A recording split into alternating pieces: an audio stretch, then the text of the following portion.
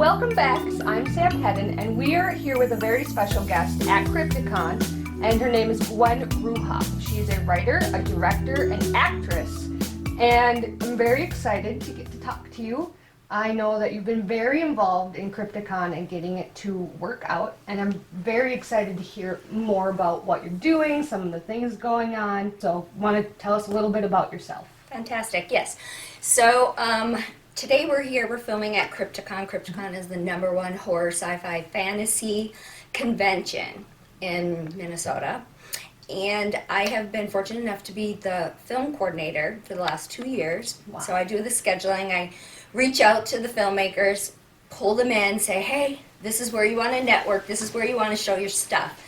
And if you're in that genre of the horror, sci-fi, fantasy, this is where you want to be. Right. This is where the people are. And it's been going fantastically. I've been going to Crypticon myself for several years. Wow. And through a mutual friend who does the music here, introduced me to Nick, who runs the whole shebang. And yeah, so it's been just a thrill, exciting. Did you get a lot of good films? Are they short films, feature films? Do you take every type of film, or? No, we play feature films, Okay. indie films, we play short films, we play trailers. You can put your trailer out if you have a film that you're creating and you just want to get out there, and if you have like a GoFundMe or something like that going on, you want your trailer out there so people go, hey, I want to invest in that and be part of that. Put your trailer in here, and that will help, publicity for your film or Right. for yourself. So obviously you're big into films. That's Yes. obviously your thing, right? Yes. Tell us a little bit about some of the film work you do outside of Crypticon. My first film that I had created, I wrote, produced, directed, and starred in was called The Journey. And it is about a woman who is battling cancer and the relationship with her husband and the struggle that they go and they take this journey together. And I dedicated it for my mother. She had lung cancer, but I felt like breast cancer was something that's easier to portray and the audience can relate to more. So I used to take my mother to her radiation treatments, and I would sit with the other family members and friends and loved ones, waiting while their families, going through this traumatic, medical procedure. And I looked around and I thought, there should be a story that shows this side of it too. Not just, we have a lot of stories and they're always, based around the person who has cancer. I didn't want cancer to be the main feature, the main character of the story. So I feel it's a lovely little film, and I did it for Z-Fest, which is a local Minnesota film festival. And we didn't win, but it was my first film, and I was pleased that we were nominated for Best Heroine that year. So, but it's a beautiful film. I'd love people to check it out. Well, we'd love to see it, so hopefully that'll be around more. So if anybody wants to check me out, I'm on YouTube, Twitter, Instagram. You can follow me and say hi. So what's happened since then? So that was your first one. That was my first one. Then I made I said, oh my God, it took so much out of me. I was like, I'm not going to do that. Well, like a year later, I did another one, and it was a horror one. And that just kind of led me down this path of fun horror. And I do a lot of zombie work. I don't know. I have seen some of your makeup and it's on Facebook, and you definitely have the zombie thing going. You're right. It goes well. Yeah. Right. It wasn't something that I planned on being like in the horror genre, but I'm there and I'm loving it. Speaking of makeup, I did hear you did win an award the other day. Yes. Well, last night I won Best Female Horror Costume Contest. Now, it's an interesting story. So who did your makeup? Like, I have to hear about this. I have a friend who is a professional special effects artist. His name is Matt Getch. He's local.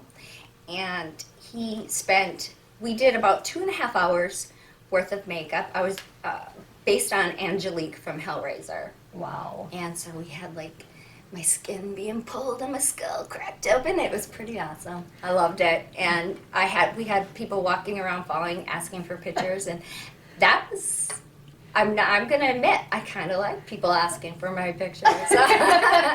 You don't dress up to want to be ignored. I have to ask, how well did it go taking that off? Because I did see it yesterday, and that had to have been an adventure all by itself.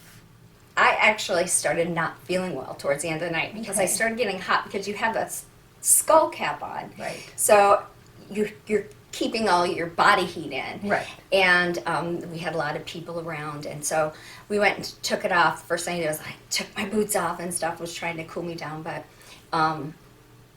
when people are watching movies and they're looking at these people in head to toe makeup, they don't realize some of these people are sitting there from 2 to 8 hours to get like that. Plus, they're gonna get hot. They're not gonna, they're going through all these, and they'll watch them on the screen and they'll be like, oh, I could do that. It's like, it's a little bit harder than just whipping on a little makeup and getting out the door. I have to ask you, so loaded question here, what is your favorite horror film? No. You cannot ask I a woman totally that. can ask. I don't. You can ask. I choose not to reply. Ooh, I have. ooh. It's because you want to come back next year. Well, I want to be in all those franchises, so how can I pick one? Is there any advice or anything that you want to leave the audience with, or is there any new adventures that you're planning on taking? I have a role. I just got a supporting role in a feature film called The Hunter, and we're going to start That's right. next month on that. Kind of talking and negotiating about me doing a little behind the scenes as well. My advice to actors, actresses, anybody in the entertainment field or want to become or be part of it is just don't give up. You can easily get your heart broken. You can easily decide to give up because you're going to go to this audition and this audition and this audition and you might get one of them. It doesn't necessarily mean there's anything wrong with your technique or who you are. It's you just weren't what they wanted for that particular role. And it's hard not to take that internally sometimes. Just know it's not you, it's the role. And keep going, move on, do your next audition, because that might be the one that you were waiting for. That's the one that suits you, and that's who you were meant to be. I love when I go on Twitter or I go on any kind of social media or something, and I read about some of these famous actresses and the roles that they had tried out for and didn't get. And I'm like, well, dang, I don't feel so bad, because she's fantastic and she didn't get that role. Right. It's because it wasn't meant for her. Right. She's fantastic because we know her in this particular role. So don't give up. That's my best advice. And don't be afraid to jump in late, because I raised my son and that's when I jumped back in, because I acted in high school and college. I actually had a theater scholarship. Nice. But then I took time off to raise my son because that was my priorities. And then when he moved out and he could take care of himself, then I was like, all right, I'm going to do my thing again. I have that time. I'm not going to the swim meet and the karate meet and, that kind of thing. And so that's what I did. I jumped in my 40s and and it's working out very well. So don't be afraid. It's the pilot for your new series, Hollywood Soccer Mom. Yes. Wow. Yes. Wow. Yes. Well, it's been awesome. Yeah. Personally, I love you to pieces, and I'm really too. glad I got to interview you. Yes, this was fun. It was. So thank you very much, Yes, Gwen. it was a You're- pleasure. You're beautiful all around. You too. Thank you. We had this chance to talk with Gwen Ruhoff. Thank you, and we will see you guys next time. Oh, that's my next adrenaline rush. It could be date night. Ladies' night out!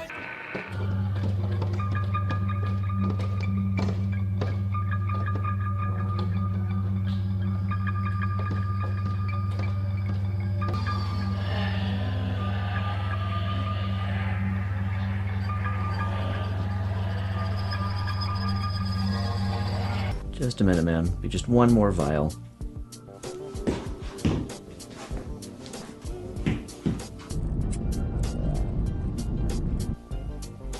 Okay, ma'am. It's good. The result is good? I just do the test, ma'am. I don't interpret it. Mrs. Carlisle, Amber is fine. Amber, I'm afraid I have bad news.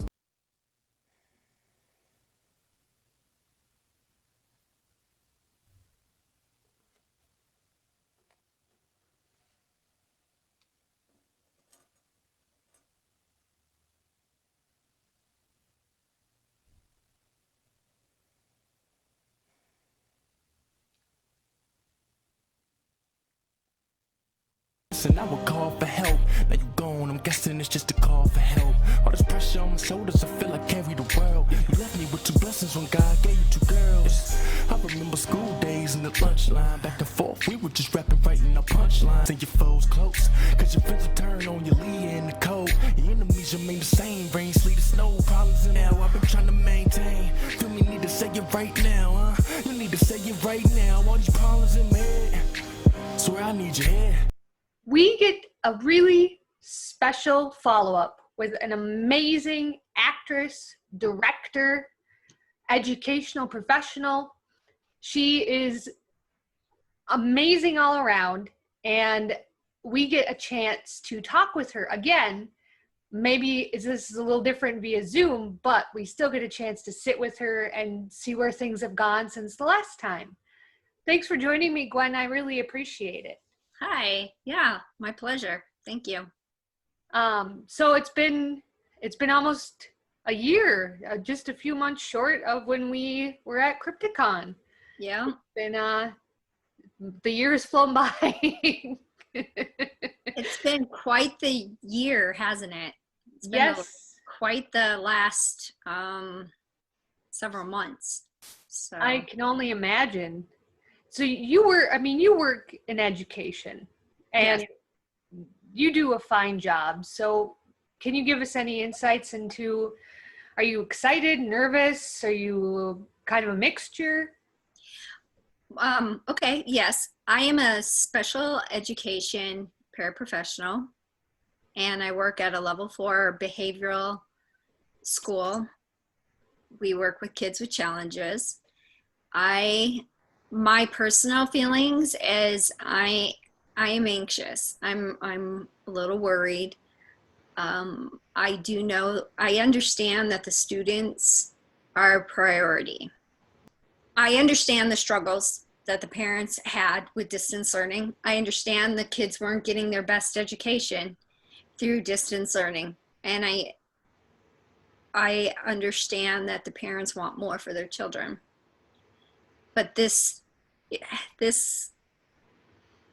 virus has created so many more challenges and difficulties for education. We are going back to school. All summer, the staff has been laying out plans and trying to figure out what we're going to do so that we can make this work, so that we can have the students back in the classroom. But trying to follow guidelines and safety protocols is going to be quite a challenge. Busing, getting kids to school. If you can drive your kids to school, that would be very helpful. Because busing, you can only have one in a seat unless they're siblings and they live together. Oh, wow. We're gonna need more, every school district's gonna need more.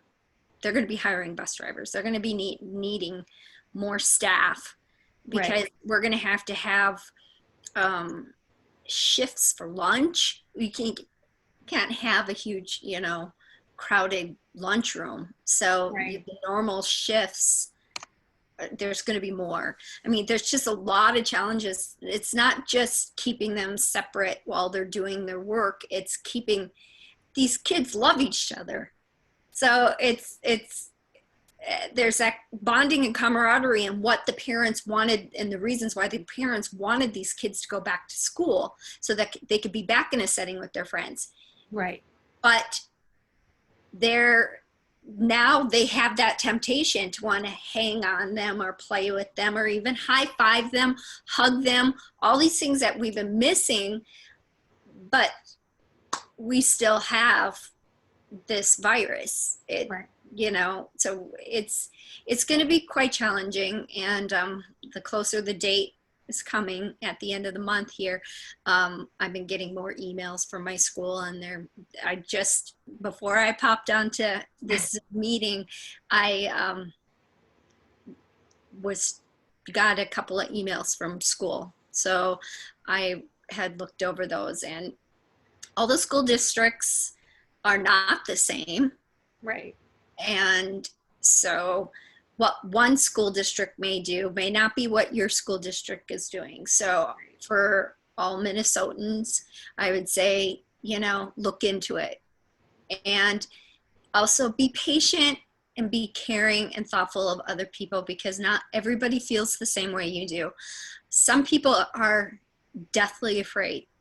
Right. And that's serious. I'm not joking. They are deathly afraid of sending their kids to school, or being in public, or being in group social activities.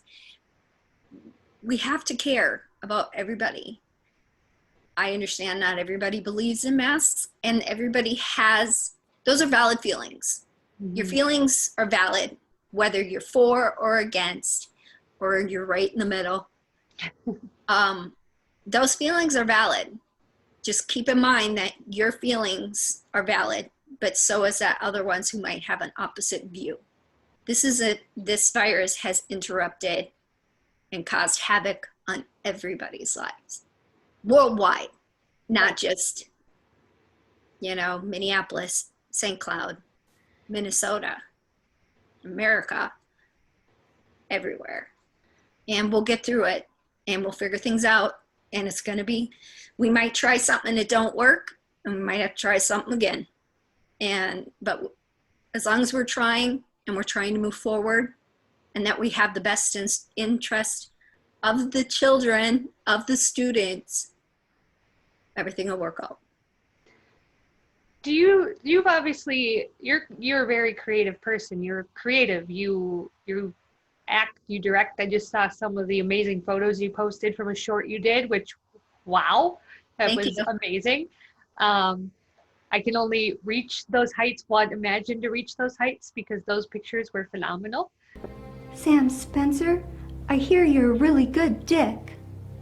I really got to get out of here. I don't have time for this.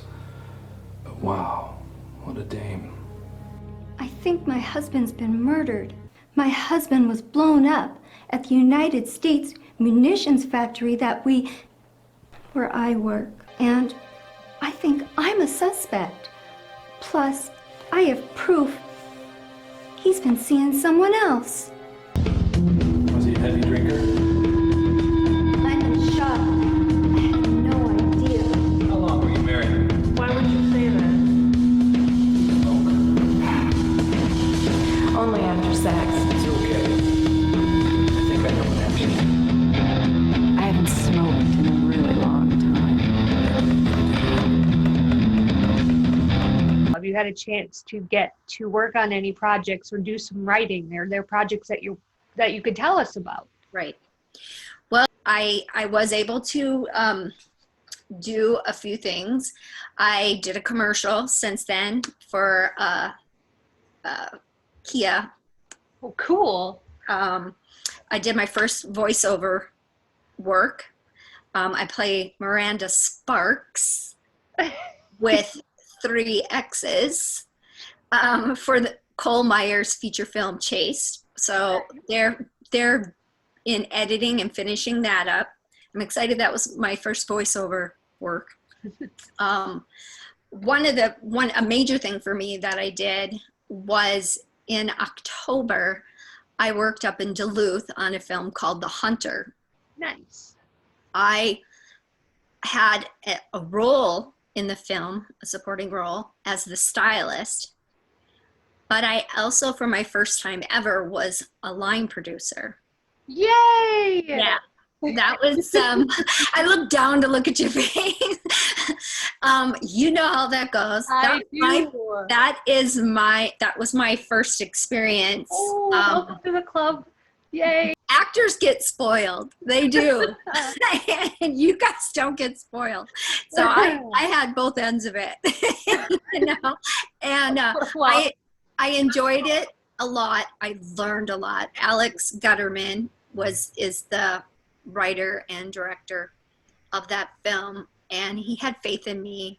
It was 7 days a week for the month of October, and it was very, very challenging, but it was very rewarding, and I learned a lot. well, welcome to producing. It's a whole different ballpark. Our jobs are to make actors feel happy and spoiled so they do the best job they can do, because I have lots of putting out a lot of fires. It is, and putting out a lot of fires. I think everybody should get to have that experience. I think if you get to see it from both perspectives, like you, Dab, now, I think you realize, hey, both are needed. I always had respect for the people behind the scenes. I mean, I have directed and produced before, but not in the capacity as a line producer. But I always showed respect. It's just like I was always the student that had respect for the teachers and understood what before I became, a staff member. Because I understand hard work is hard work, and that's hard work. And there's a lot of just hours and time, and you're trying to think of things to prevent fires happening so that you don't have to constantly be putting them out. And I found that I was good at it too.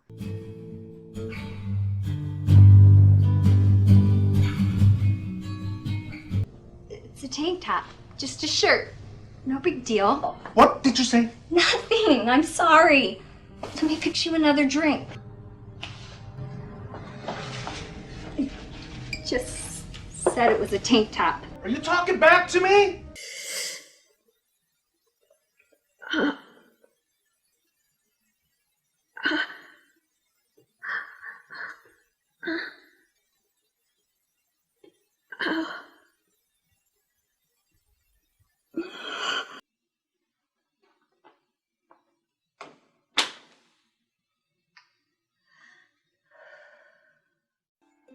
Tell her I am at peace. I feel no pain, only the love. I'm free. I prefer the acting because that's where my heart is. I like to bring out emotion in other people.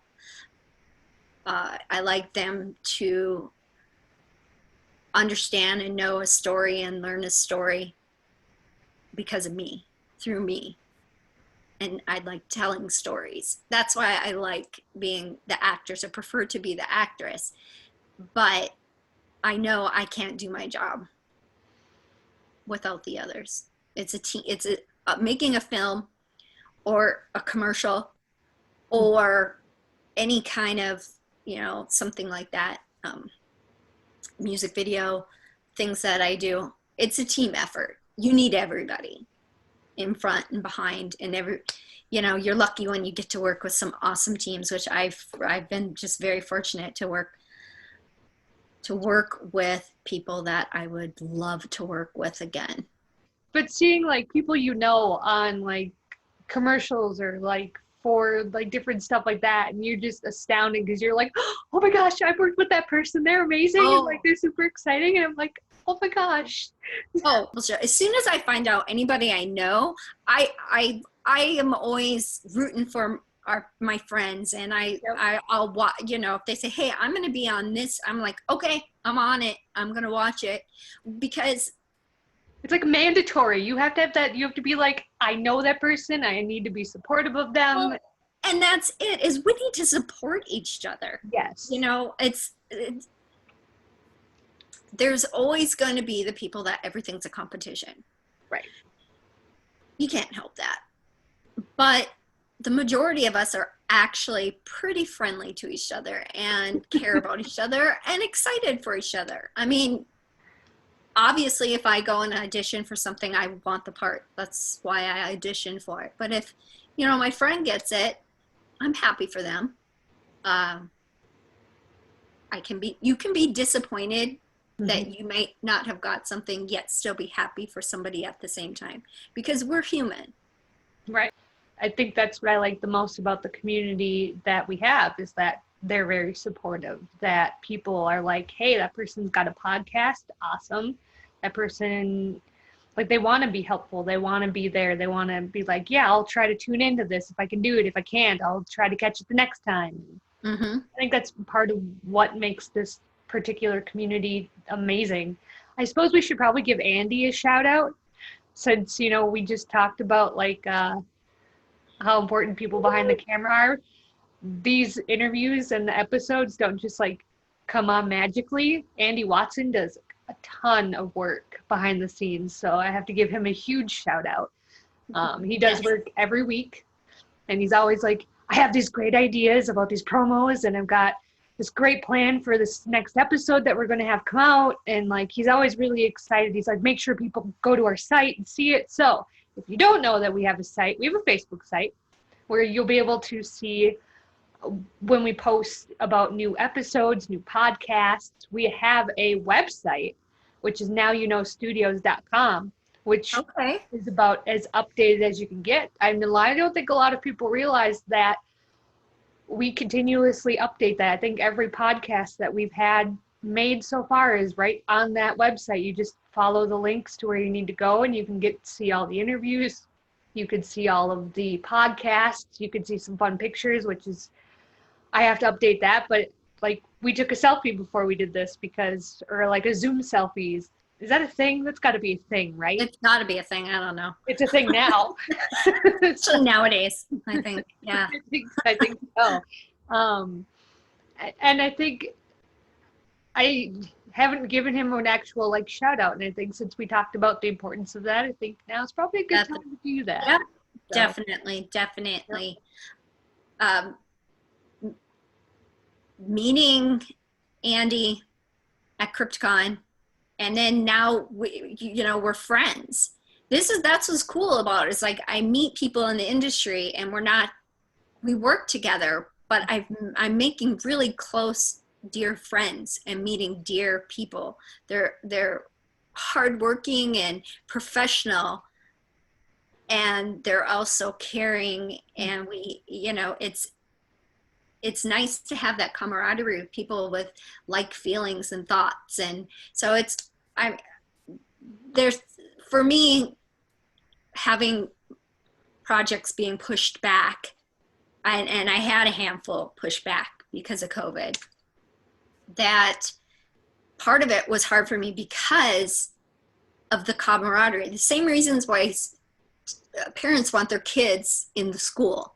It's the same reason why I want to be on the set, because those are my play buddies. Those are my, the people that I hang out with, and I enjoy time with these people. Well, we would have gotten coffee. This would have been in person. We would have been sitting together, like chatting in front of a camera, and it's very different. Like, you're right, that interaction, people to people, that hugs, high fives. There's lots of hugging. For some reason on film sets, if you're not a hugger, you better assume to be a hugger. Right. There is right. And I think you're 100% right. I think that it's hard for people who miss the folks they work with. They miss those connections. They miss seeing people and talking to people. It's not, people, I've done a few projects during COVID. I was fortunate enough to do a few videos with you for Mental Health Minnesota. Yay! Yay! But I did a music video. For Michael Suave, and I mean, there's been a few things that I just did a web series. My first web series. Wow. I play Mallory in Lifties by Chance Fortune. And it won't be, my scenes we were able to do because it was just literally me, Chance, and his brother that was behind the camera, Hunter. But it was just the three of us. So we were able to film, keep the social distance, follow guidelines. I only had the mask, off during filming. Some projects are still being able to get done, but I was in the middle of a film, Dead Evolution, by with Brent Duncan, and I'm the lead in this, and it's my first time being like an action hero. I mean, I don't get those roles, right? But I'm a mom that's, trying to save her daughter, We were in mid filming for this short when we could no longer film. Because there was no scenes we could do with a small amount of people. Right. And that hurt because I was so excited about this role because I get to kick butt, and that doesn't happen very often, so I was like, yeah, and then I was like, no, crap. So I'm really looking forward to picking that up. I have a couple of other horror movie kind of Yay, of course you do. So I'm in a feature film called Christmas Slasher. I saw that. Yeah, we're going to be that. They're going to start picking up filming again, hopefully in January. So we're hoping to get through the Christmas and the common flu that goes around, and hopefully everybody is, because we're going to be going back into winter pretty soon. It's Minnesota. It could be next week, but so thanks for that reminder. I really appreciate that. You're welcome. That's a little deflated. But I have another film where Cat and Mouse, where I play Sister Margaret. It is also a horror film. So, but I'm in another Cole Meyer feature, but it's not a horror. No, it's not. I know exactly what you're doing. But I get to use my Texas accent. Well, it's not Texas. They're not from Texas, but it's like Tennessee or Kentucky or something like that. Yeah. And but I lived in Amarillo, Texas for 12 years. So like if I actually literally am talking to any of my friends from there, I all of a sudden start talking like this, even if I don't mean to. I've heard that. And then I'll be like, whoops, but when I moved back to Minnesota, it was really hard not to call everybody honey or sweetie. I still say I'm fixing to do something. I'm fixing to do that. My husband used to tease me and say, well, do you need me to get you a screwdriver? Shut up. That's not, yeah. And y'all, fixing to and y'all are still in my vocabulary, and they will stay there. But so I get to play Patty. She owns the bar, and she's a sassy kind of gal, and I'm excited for that too. But that was something that, so I have multiple projects that have been pushed off to next year. But they're coming. They're coming. I'm trying to find some wood. But they're still happening. It's just that when you have to keep pushing things back, right? That's scary for an actress, right? Because sometimes when things get postponed or pushed off, they don't happen. Right. Other things come up funding, just, other things come up. So, yes, please happen. But universe, please, let's just go yes, well. come on. But I have a trilogy of a dramatic trilogy of some shorts that I was going to do for Ira Livingston, where I was the lead, that we were going to try to kind of film back to back. Now they had to be postponed. Pushed back, postponed, not canceled. Then I have that fear, okay, now we can go back to filming. We all want you the month of June. If I could teleport, we could make this happen. But I'd have to learn how to teleport first. Of course, I worry that they're going to want all these different projects will want me on the same days then. And it'll be like, no, you got to work with me, man. Because I don't want to give up any of them. I'll pencil from 2 a.m. to 4 a.m. I'll pencil you in. Right. I hope that works with the crew. They don't mind coming in. Right. That's the spoil the actress thing, please. No. 2 a.m. whether you like it or not, dang it. Luckily, like Christmas slasher, we're looking at, January and March or something like that. And then Cat and Mouse, they already gave me some dates, and they're pushed back to like October of next year. So we were supposed to be starting in October of this year, and they just pushed it back a year. Well, I think one thing people are learning is it's better to be safe than sorry, and that maybe there were some safety things that weren't being followed the way they should have been before, and now it's more health and safety for everyone.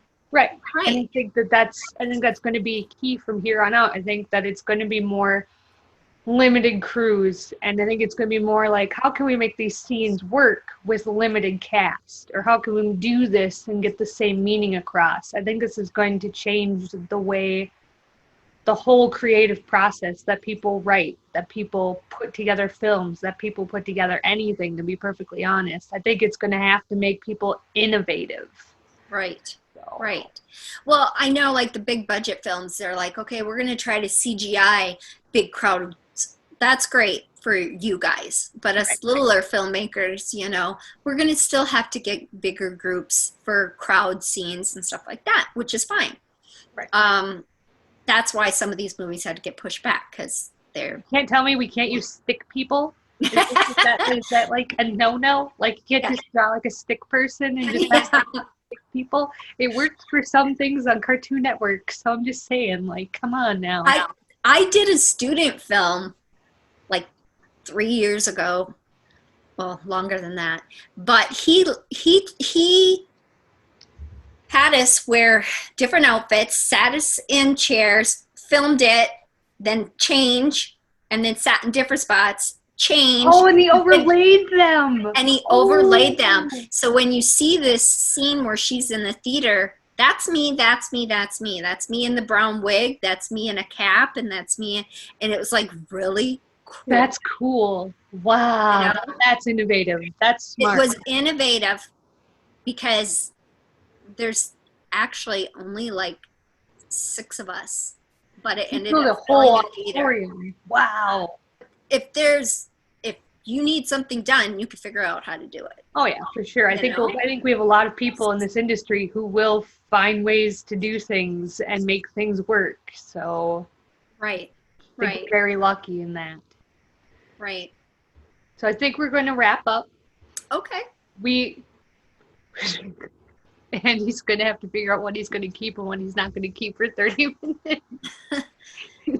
That's okay. Just invite me back again. Well, we put the whole episode out on YouTube. And so, like, the whole thing, like, uncut and stuff, like, he'll make it happen. I mean, he does a very good job. Oh, yes, he does. He does. It's pretty He takes out some of my long pauses where I'm, This is why we gave him a shout out earlier. Right. Well, thank you for I bet he doesn't cut that. No. Yeah, probably not. I would imagine not. If I was him, I hope not. Don't, Andy. Make sure, keep that in. All right. I'm going to stop recording, but I'll keep it on. Thank you for the follow-up. That was amazing. Yeah. I cannot believe it's been a year since we last seen each other. I mean, I didn't even really get to talk about like Crypticon not happening and stuff like that. Oh, don't worry. I can't believe we talked. We just talk as friends, so it's hard for me not to just. How you doing? Well, Let's it's good talk. How you been? You know, how are your feelings? Like, how's life been? Life has been difficult. It's been interesting. Yeah. This year's I'm done with 2020. Yeah, all good. Yeah, when I got that, what I did is because I had that text, so I sent it to me email. So I went into my email so I could get it, so I could be on the laptop. And then that's when I read my email from school, and it's like, I wish I hadn't opened it. It's like, I don't want to go back to school.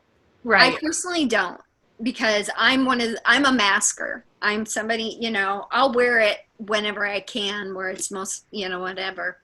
And I understand why parents want their kids back to school. I personally don't want to, because I also know these kids aren't going to hang on each other. They're not going to not hang on each other. Right. Especially my school. Oh, yeah. They're ones with behavior problems. Right. So, I mean, you know. Well, and it's happening a lot. I mean, little kids. I mean. Yeah.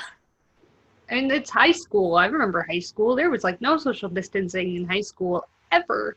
Like, right. My social distancing was I was hiding in the corner of the library because the library had the least amount of people in it. That was it. Yeah. I mean, I'm not excited to go back. It's my job, and it's nothing to do with the kids. It's hard to work the children, the kids, the students in a normal setting. Right. This is going to be even more challenging. And I already get stressed and anxiety thinking about it. Right. But it's not that I don't want to be with these kids, and I do want what's best for them. But for my own mental health, I have my own, things. Right. That I had no problem doing social distancing. And the thing with our school compared to other schools is we were working with the kids every day. Right. I know a lot of these other districts weren't. I'm going to hit the stop record button really quick. Oh, yeah.